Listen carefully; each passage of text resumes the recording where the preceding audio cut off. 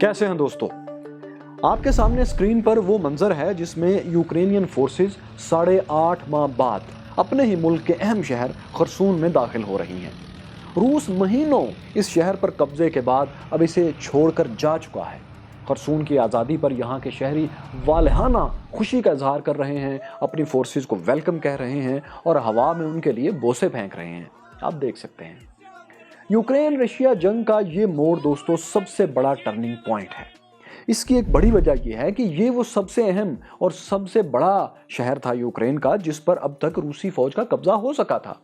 अब रूसी सदर पुतिन और वो जनरल जो आर्मागेडन के नाम से रूस में मशहूर हैं, उनके साथ क्या हुआ है ये महसूस करने के लिए आप ये 2 क्लिप्स जरा देखें।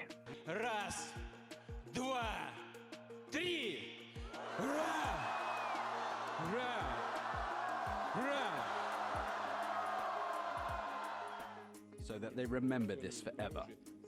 People in Luhansk and Donetsk, Kherson and Zaporizhia are becoming our citizens forever. इस वीडियो में आपने दोस्तों देखा कि कैसे जोशो खरोश से रूसी सदर पुतिन इसी इलाके खरसून समेत 4 दूसरे रीजन्स को अपने मुल्क में शामिल करने का जश्न मना रहे हैं। वो दुनिया को एक तारीखी तकरीर के जरिए ये भी बता रहे थे कि खबरदार, ये इलाके अब हमेशा के लिए रूस में शामिल हो चुके हैं। अगर किसी ने इन्हें हमसे छीनने की गलती की तो हम किसी भी हद तक जाएंगे। दूसरे अल्फाज में वो एटमी हमलों की धमकी दे रहे थे। तो साथियों, यही इलाका जिसे रूसी सदर व्लादिमीर पुतिन ने फॉर एवर अपना कहा, इसी को 9 नवंबर को रूसी मिलिट्री चीफ ने खाली करने का ऐलान कर दिया।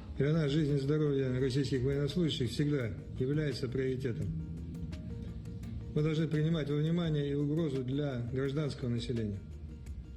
Убедитесь, что все желающие из числа гражданского населения смогли выехать.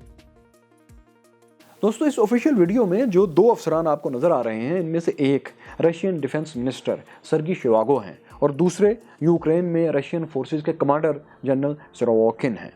दोनों ने वाज़े तौर पर गिरे हुए मोराल के साथ खरसून खाली करने की वजह ये बताई है कि उन्हें अपनी फोर्सेस और शहरियों की ज़िंदगी का बहुत ख्याल है। इन्हीं की बेहतरी के लिए वो यहाँ से रिट्रीट कर रहे हैं, पसपाई इख्तियार कर रहे हैं, मतलब पीछे हट रहे हैं। दोस्तों, इस कहानी में आगे बढ़ने से पहले आप ज़रा एक लम्हे के लिए सियासत के धंधे पर तो गौर करें कि चंद हफ्ते पहले सितंबर के आखिरी दिनों में जब इन्हीं इलाकों की फतह का ऐलान करना था तो क्रेडिट प्रेसिडेंट पुतिन ने खुद लिया। एक धूम धड़क्के वाली तकरीब में मौसीकी, रक्स और फायरवर्क्स में बताया कि देखो, मैंने रूस को अजीम कर दिया है।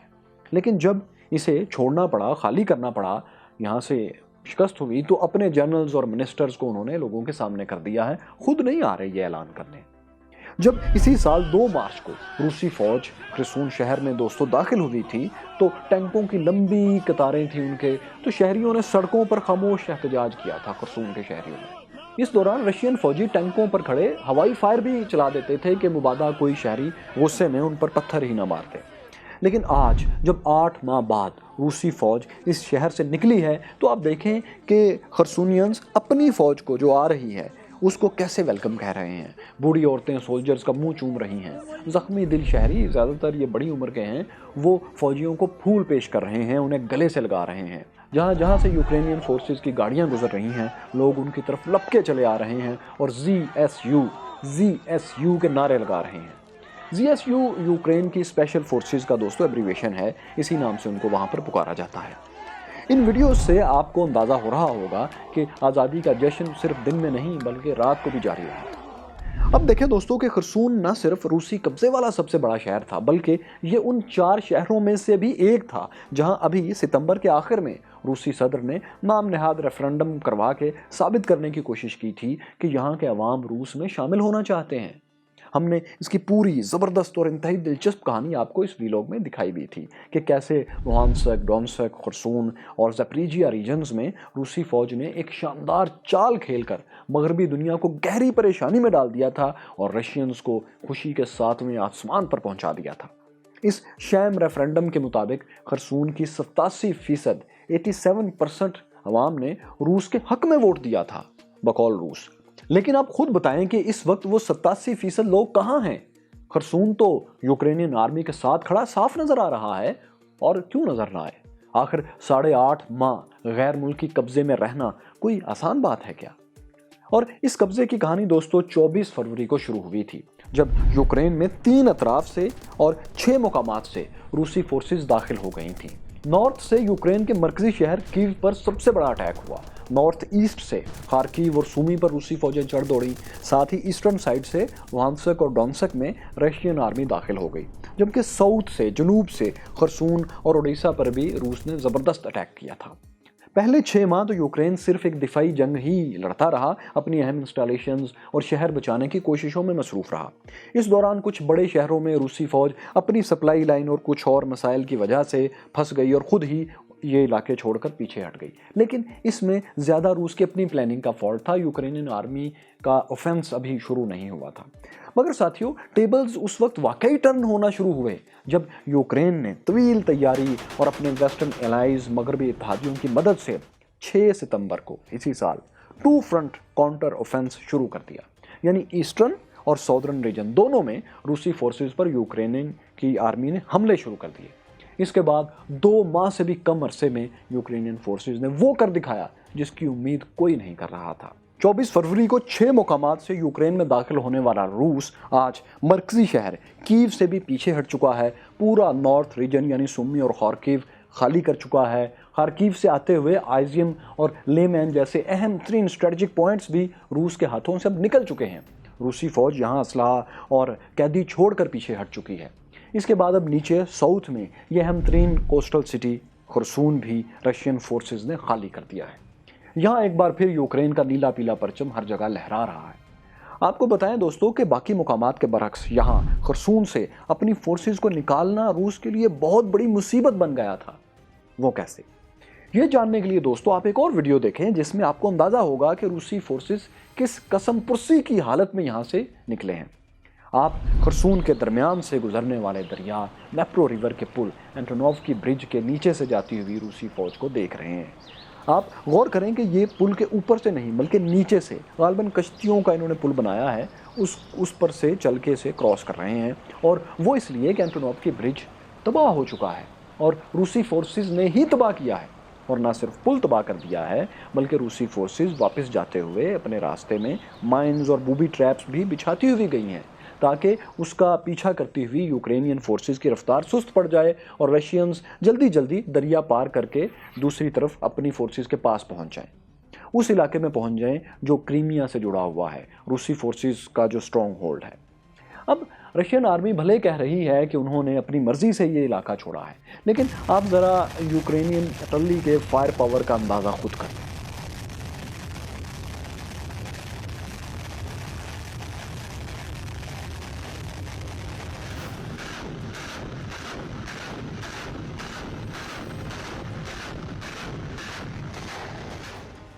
इस फायर पावर के बाद रूसी जनरल, जिनकी आप वीडियो देख रहे हैं, उन्होंने वापसी का फैसला किया है।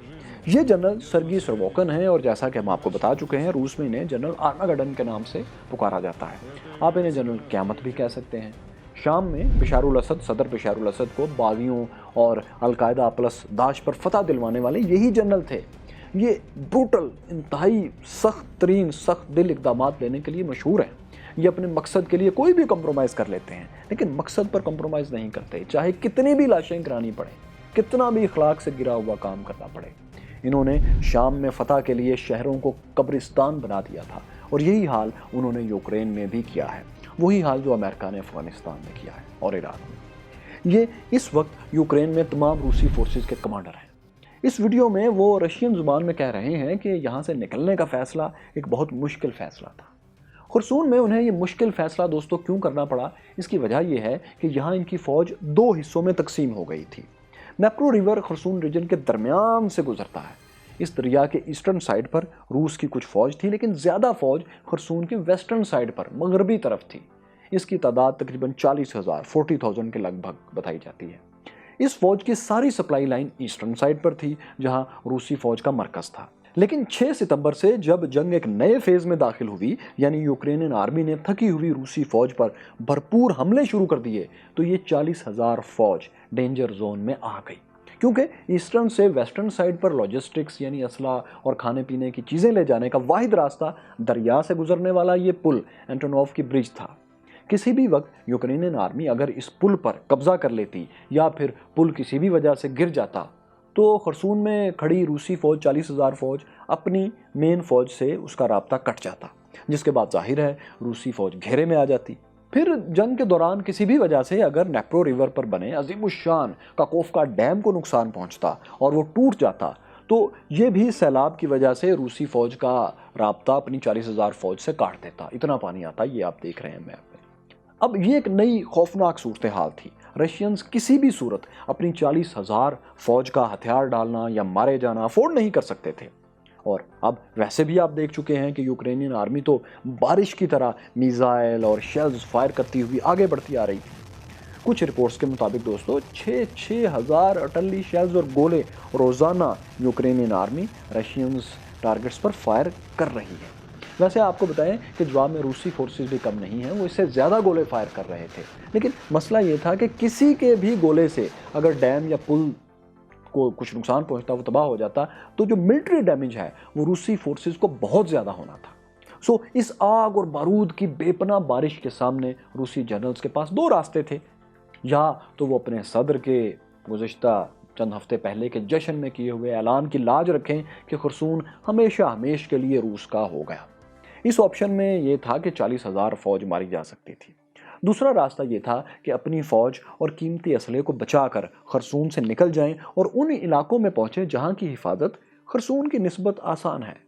تو ان دو چوائسز میں سے جنرل آرماگڈن اور منسٹر آف ڈیفنس نے ظاہر ہے پیوٹن سے مشاورت کے بعد ہی دوسرا راستہ اختیار کیا، یعنی خرسون کو خالی کرنے کا انہوں نے اعلان کر دیا۔ اچھا، نکل تو گیا، لیکن اب ہم دیکھتے ہیں کہ خرسون جیسے اہم ترین اور سب سے بڑے شہر کے ہاتھ سے نکل جانے پر روس کو کیا نقصانات ہوں گے؟ آخر کیوں اسے ٹرننگ پوائنٹ کہا جا رہا ہے اس معاملے کو، اس جنگ کا؟ تو مائی کیورس فیلوز، روس کو اس ریٹریٹ کے، اس شکست کے، اس پیچھے ہٹنے کے 3 بڑے نقصانات ہوں گے۔ پہلا یہ کہ رشین آرمی اور نیشن دونوں کا مورال بہت ڈاؤن ہوگا۔ صدر ولادیمیر پیوٹن نے جو اپنا ایک ہیرو امیج بنایا تھا کہ وہ یوکرین کو یا اس کے کئی ریجنز کو روس کا مستقل حصہ بنا چکے ہیں، وہ امیج ٹوٹ کر بکھر جائے گا۔ ان کے سیاسی حریف جو ان کی جگہ لینے کے لیے 22 سال سے 22 ایئر سے بیتاب ہیں، ان کو بہترین موقع ملے گا کہ وہ انہیں اقتدار سے ہٹانے کی ایک زبردست کیمپین چلا سکیں، کیونکہ ان کے ہاتھ ایک بڑا پوائنٹ آ جائے گا۔ دوسرا نقصان یہ کہ روس نے یوکرین کے جس علاقے پر 2014 سے 2014 سے قبضہ کیا ہوا ہے، یعنی کریمیا، اس کی واٹر سپلائی لائن کٹ جائے گی۔ کریمیا کی 85% پانی کی ضروریات، چاہے وہ پینے کی ہوں یا کھیتی باڑی کی، وہ دونوں نیپرو ریور پر بنے اس کاکوفکا ڈیم سے نکلنے والی ایک نارتھ کریمین کینال ہی سے پوری ہوتی ہیں۔ کریمیا کی 24 لاکھ 2.4 ملین آبادی کے لیے پینے کا پانی بھی اسی نہر سے پہنچتا تھا۔ 2014 میں روسی قبضے کے بعد سے یوکرین نے یہ نہر خرسون سے آگے کریمیا کے لیے بند کر دی تھی، کیونکہ ظاہر خرسون ان کے قبضے میں تھا، لیکن مارچ سے یہ نہر روسی فورسز نے ایک بند توڑ کر پھر کھول دی تھی، کیونکہ اب خرسون ان کے قبضے میں تھا۔ تو اب یہ دوسرا بڑا نقصان دوستو روس کو اس طرح ہو گیا کہ کریمیا ایک بار پھر پانی کی سپلائی سے محروم ہو جائے گا، کریمیا یعنی روس کے قبضے والا علاقہ۔ دوسری ایک اور سپلائی لائن اور لاجسٹک کا سب سے بڑا راستہ جو کریمیا تک روس نے بنایا تھا، وہ کریمیا برج تھا، جو ولادیمیر پیوٹن نے 2018 میں خود مکمل کروایا تھا اپنی نگرانی میں۔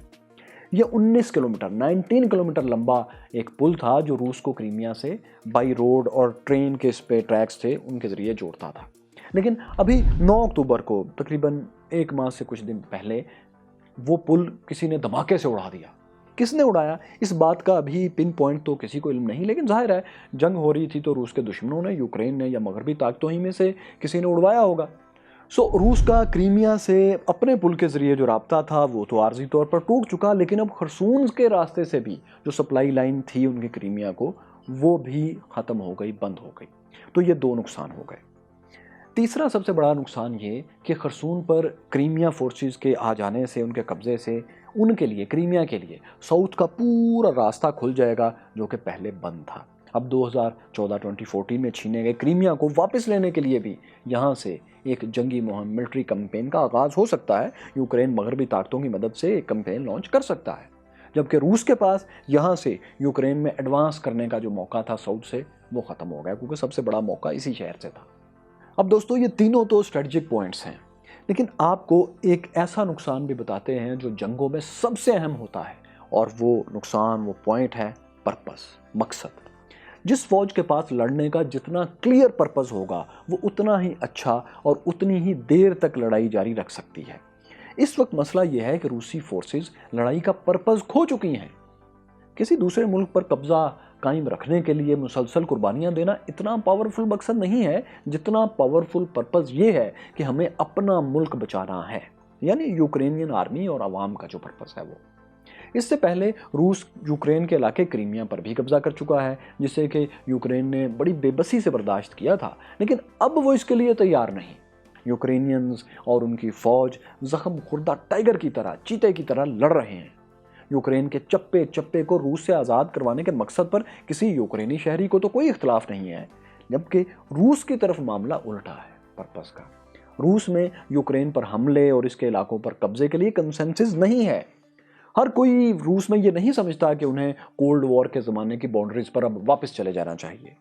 रूस में मीडिया की सख्त पाबंदियों के बावजूद जंग मुखालिफ एंटी वार आवाज़ें आम उठती रहती हैं। क्रेमलिन ऐसी आवाज़ों को सख्ती से दबा देता है, लेकिन फिर भी बात जाहिर होकर रहती है। इस वीडियो में आप देखेंगे कैसे एक नौजवान लड़की लाइव रशियन न्यूज़ शो में एंटी वॉर, जंग मुखालिफ पोस्टर लहराने लगती है। इसकी पादाश में ये फिर बेचारी गिरफ्तार भी होती है, काफ़ी देर तक अरेस्ट रहती है, फिर वहाँ से किसी तरीके से ये फरार भी हो जाती है। तो बहुत ही दलेर लड़की लगती है। इस तस्वीर में भी देखें कि ये जेल में कैद रशियन लड़की है, और इसलिए कैद है कि इसने यूक्रेन में जंग की खुलेआम मुखालफत की थी, यानी रशियन आर्मी जो यूक्रेन में जंग लड़ रही है इसकी मुखालफत की थी।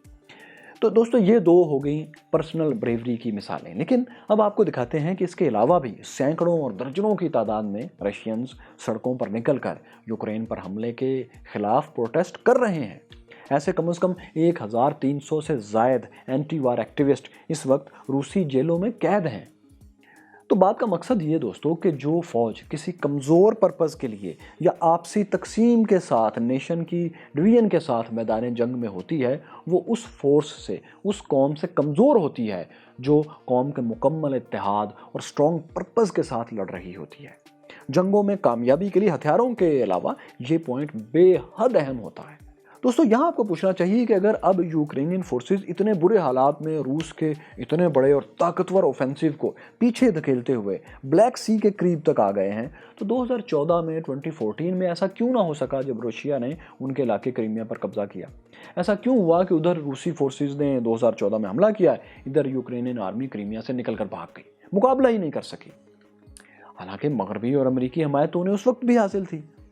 इस सवाल का जवाब यह है कि उस वक्त यूक्रेनियन फोर्सेस वेल ट्रेंड थी और ना ही वेल इक्विप्ड थी, लेकिन इसके बाद से अब तक 8 साल से 8 ईयर से अमेरिकी फोर्सेस यूक्रेनियन आर्मी की ट्रेनिंग मुसलसल कर रही हैं, जिसकी वजह से अब यूक्रेनियन मिलिट्री काफ़ी हद तक अपग्रेड हो चुकी है। रूस के मुकाबले में मॉडर्न वॉरफेयर का तजर्बा भी इन्हें हासिल हो चुका है।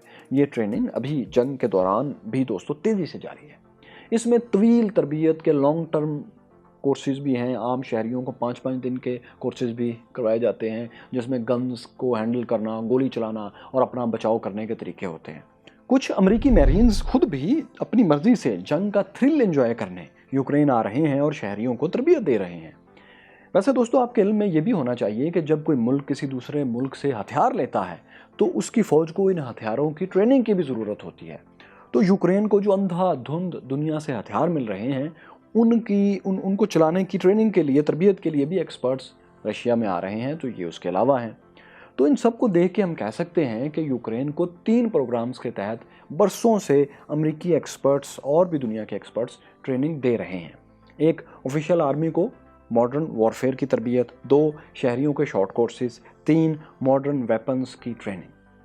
फिर दोस्तों एक चौथा लेवल भी है जिसमें यूक्रेनियन फौज के सीनियर मोस्ट जनरल्स को मॉडर्न जंग कमांड करने और स्पाइंग की तरबियत अलग से अमेरिकन मिलिट्री कॉलेजेस में दी जा रही है। BBC पर इसकी रिपोर्ट्स छपती रहती हैं, खबरें छपती रहती हैं। तो ये साथियों सवाल का जवाब है कि आखिर क्यों वो फौज जो क्रीमिया में रूस का मुकाबला नहीं कर सकी, वो अब कैसे कामयाबी से कर रही है? अगला सवाल फिर ये बनता है कि ये फोर्सेस कब तक मुकाबला करेंगी, मतलब जंग कब तक चलेगी? हमारा ख्याल है कि ये अगले साल तक तो ज़रूर जाएगी, बल्कि इससे भी आगे खींचेगी। उस वक्त तक जब तक व्लादिमीर पुतिन रूस के सदर हैं ये जंग ख़त्म होने का इम्कान बहुत कम है। रूस ने अब तक तो जैसे तैसे अपनी इकॉनमी को जंग के नीचे पिसने से बचा रखा है, लेकिन आपको सच बताएं तो रूस अपनी जमा पूंजी, मौक़े और अहम तरीन असासे आहिस्ता आहिस्ता गंवा रहा है। यूक्रेन के तो आप जानते हैं मगरबी ममालिक और अमेरिका समेत बहुत से खुले इत्तेहादी हैं, खुलेआम उसकी मदद कर रहे हैं, लेकिन रूस के साथ खड़े होने वाले ममालिक जंग में बराह रास्त उसे सपोर्ट नहीं कर रहे। अगर कोई कर भी रहा है तो छुप छुपा के कर रहा है। मिसाल के तौर पर दो ममालिक मतलब शुमाली कोरिया और ईरान वो हैं जो रूस की न सिर्फ असलहे में मदद कर रहे हैं बल्कि वो जंग में भी रूस के साथ खड़े हैं छुप छुपा कर। वो कैसे? पहले हम शुमाली कोरिया को देखते हैं। अभी जो आपने जाना कि रूस ऑलमोस्ट 2000 से बहुत ज़्यादा, कुछ कहते हैं 6000 गोले रोज़ाना यूक्रेनी टारगेट्स पर फायर कर रहा है, तो ये रूसी इंडस्ट्री तो इतनी ताकतवर नहीं कि वो लामहदूद वक्त तक 6-6 हज़ार से ज़्यादा शेल्स रोज़ बना सके। इसके लिए यकीनन उसको इत्तेहादी चाहिए जो इतनी बड़ी तादाद में गोले और शेल्स तैयार कर रहे हैं। तो अभी तक की सूरत हाल ये है कि शुमाली कोरिया अमेरिकन इंटेलिजेंस रिपोर्ट के मुताबिक वो सबसे बड़ा सप्लायर है रूस को अटली शेल्स का।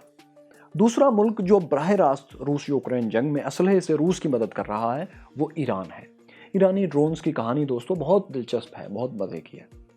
रूसी फौज अक्सर ऐसे ड्रोन्स उड़ाती थी जो उड़ते उड़ते किसी टारगेट पर पहुंचकर अचानक नोज डाइव करते थे, सीधे नीचे गिरते और टारगेट को तबाह कर देते। पहले तो यूक्रेनियन ये समझे कि शायद ये ड्रोन गिरकर तबाह हो रहे हैं, लेकिन जब कई बार हुआ और निशाने पर हुआ तब बात समझ में उनको आने लगी। ये दरअसल ईरान के शहीद ड्रोन्स थे, शहीद 136 और 131। इन्हें खुदकुश ड्रोन्स भी कहा जाता है, सुसाइड ड्रोन्स। यानी ये अपने निशाने पर मिसाइल फायर करने के बजाय खुद ही निशाने पर गिरकर फट जाते हैं। पहले ईरान और रूस इस बात से इनकार करते रहे कि इनमें शहीद ड्रोन्स की कोई डील हुई है, लेकिन अब ईरान ने तस्लीम कर लिया है कि उसने रूस को शहीद ड्रोन्स भेजे तो हैं, लेकिन ये यूक्रेन जंग से पहले की बात है। जंग के दौरान ऐसी कोई खरीदो फरोख्त नहीं हुई। ईरान शुरू में इसलिए इनकार करता रहा कि उस पर यूनाइटेड नेशन की करारदाद 2231 के तहत पाबंदी है कि वो अक्टूबर 2023 तक ड्रोन्स और मिसाइल से मुतल्लक टेक्नोलॉजी इंपोर्ट या एक्सपोर्ट नहीं कर सकता। इस रेजोल्यूशन में ईरान पर आम असलहा इंपोर्ट एक्सपोर्ट करने पर भी पाबंदी लगाई गई थी जो 2020 में ख़त्म हो गई थी, लेकिन मिसाइलों और ड्रोन्स वाली पाबंदी अभी बरकरार है। 3 ईरानी जनरल्स पर रूस को ड्रोन्स सप्लाई करने के इल्ज़ाम में बरतानिया और यूरोपीय यूनियन ने पाबंदियां लगा दी हैं। इनके बैरून ममालिक बैंक अकाउंट्स, मुबैना बैंक अकाउंट्स और एसेट्स फ्रीज कर दिए गए हैं।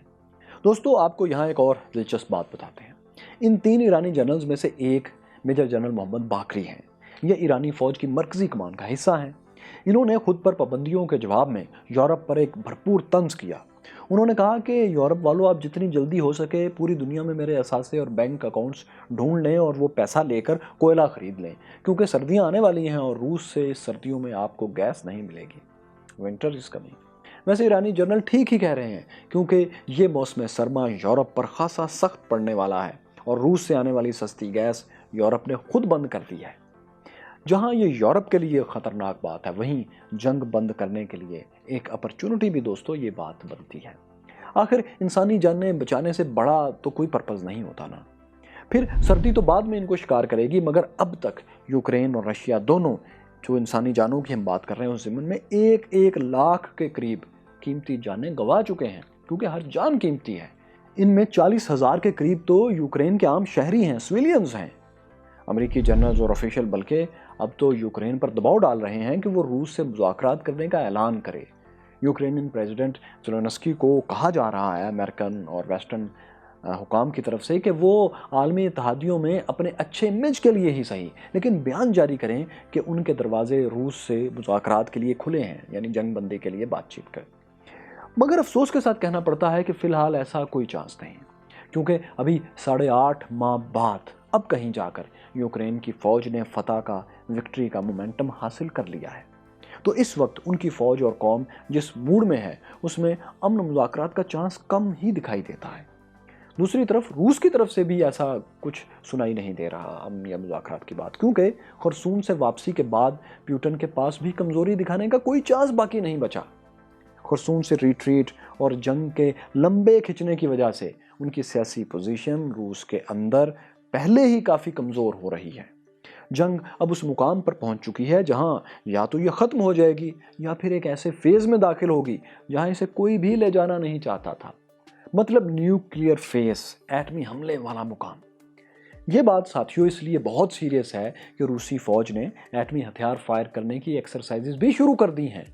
रूस की स्ट्रेटजिक न्यूक्लियर फोर्सेस ने एटॉमिक, बैलिस्टिक और क्रूज मिसाइल्स की एक्सरसाइजेज कर ली हैं। सदर प्यूटन इस पर इतने सीरियस हैं, संजीदा हैं कि उन्होंने बाकायदा ये तस्वीर जारी की और वीडियो जारी की जिसमें वो खुद इन मशकों की मॉनिटरिंग कर रहे थे। ये ख़तरनाक एक्सरसाइजेज आर्कटिक ओशन वाली साइड से रूस के ईस्टर्न रीजन में, जहां आबादी बेहद कम है, वहां अपने टारगेट्स पर फायर किए गए थे। तो दोस्तों, रूस और ख़ास तौर पर प्रेसिडेंट व्लादिमीर पुतिन खरसोन की शिकस्त के बाद उस मुकाम के करीब पहुंच रहे हैं जहां दुनिया को ख़तरा है कि वो किसी न किसी किस्म के टैक्टिकल वेपन्स या फ्यूजन बॉम्ब या थर्मोन्यूक्लियर बॉम्ब्स इस्तेमाल कर सकते हैं। कब करेंगे? एक्सपर्ट्स का अंदाज़ा है कि उस वक्त करेंगे जब उन्हें लगेगा कि जो सब कुछ उन्होंने यूक्रेन में फतह किया है वो ख़त्म होने जा रहा है, यानी मुकम्मल शिकस्त को सामने देखते हुए ही वो ऐसा करेंगे, अगर करेंगे तो। ये तो आप देख चुके हैं कि एटमी धमकियां देते हुए वो कह चुके हैं कि इसे ब्लफ मत समझना। तो क्या वो मुकाम आ गया है जहां पुतिन समझें कि वो जंग हार रहे हैं और एटॉमिक वेपन इस्तेमाल होना चाहिए? इसका जवाब इन वीडियोज़ और तस्वीर में छुपा है। आप देखें कि यूक्रेन रूसी टैंकों और बख्तरबंद गाड़ियों का कब्रिस्तान बन चुका है। अब तक 1400 से ज़ायद टैंक्स तबाह या नाकारा हो चुके हैं। इतने टैंक्स तो दोस्तों रूस ने अफगानिस्तान की 10 साला जंग में भी लूज़ नहीं किए थे जितने यूक्रेन के 8.5 माह में हो चुके हैं। अफगानिस्तान से जंग के पहले जो 5 साल थे जिनकी रिपोर्ट्स हैं, उनमें सोवियत रूस के 430 के करीब टैंक्स तबाह या नाकारा हुए थे। जब से यूक्रेन ने टू फ्रंट ऑफेंस दोस्तों अब शुरू किया है रूस के खिलाफ, तब से तो रूस का नुकसान और भी बढ़ गया है। तकरीबन 10 टैंक्स रोज़ाना के हिसाब से रशिया लूज़ कर रहा है, तबाह या नाकारा हो रहे हैं या उन्हें छोड़कर रशियन आर्मी को पीछे हटना पड़ रहा है। इसके मुकाबले में यूक्रेनियन आर्मी को 2 टैंक्स रोज़ाना का नुकसान हो रहा है। अब देखते हैं कि इस जंग में माली नुकसान कितना हो रहा है दोस्तों, लेकिन इसका अंदाज़ा लगाना बहुत ही मुश्किल है। मगर फिर भी 2 माह पहले तक की जो रॉयटर की एक रिपोर्ट शाया हुई थी, उसमें रशियन बैंक्स $25 बिलियन लूज़ कर चुके थे, जबकि सिर्फ वो रूसी हथियार जो जंग के पहले 6 माह में नकारा हुए, रशिया के जो वेपन्स तबाह हो गए या नकारा हो गए, उनकी मालियत, उनकी कॉस्ट जो थी $17 अरब, $17 बिलियन के करीब थी। एग्जैक्ट रूस का कितना नुकसान हो चुका है ये बात पुतिन किसी को नहीं बताते। वो कहते हैं कि ये एक स्टेट सीक्रेट है, लेकिन ये लाजमी तौर पर $100 ऑफ बिलियंस में है। दूसरी तरफ दोस्तों, यूक्रेन का नुकसान अब से कुछ पहले तक 113.5 $113.5 बिलियन से ज़्यादा था, जबकि रीबिल्डिंग के लिए एक अंदाजे के मुताबिक यूक्रेन को तकरीबन $750 अरब $750 बिलियन चाहिए होंगे अगर इस मुल्क को, इन तबाहशुदा शहरों को दोबारा खड़ा करना है। इस वीलॉग की आखिरी बात यह है साथियों कि ये जंग कब तक लड़ी जानी है, कब तक जारी रखनी है, इसका फैसला अब कोई नहीं कर सकता, क्योंकि तारीख हमें ये सिखाती है कि जंग शुरू करने का फैसला तो हम कर लेते हैं, इंसान करता है, लेकिन ख़त्म करने का फैसला जंग खुद करती है।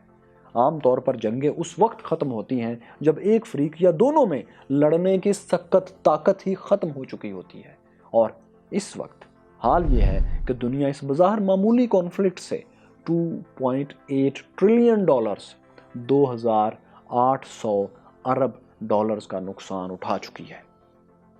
साथियों, यूक्रेन रशिया जंग जो दरअसल रूस और पूरी मगरबी दुनिया की जंग है, इसकी मज़ीद अपडेट्स पर भी हम बात करते रहेंगे, लेकिन आप कमेंट्स में हमें ज़रूर बताएं क्या हमें आपके साथ लाइव सेशंस शुरू करने चाहिए। अगर हाँ तो किस सॉफ्टवेयर, किस एप्लीकेशन पर आप ज़्यादा सहूलत महसूस करते हैं वीडियो चैट के लिए।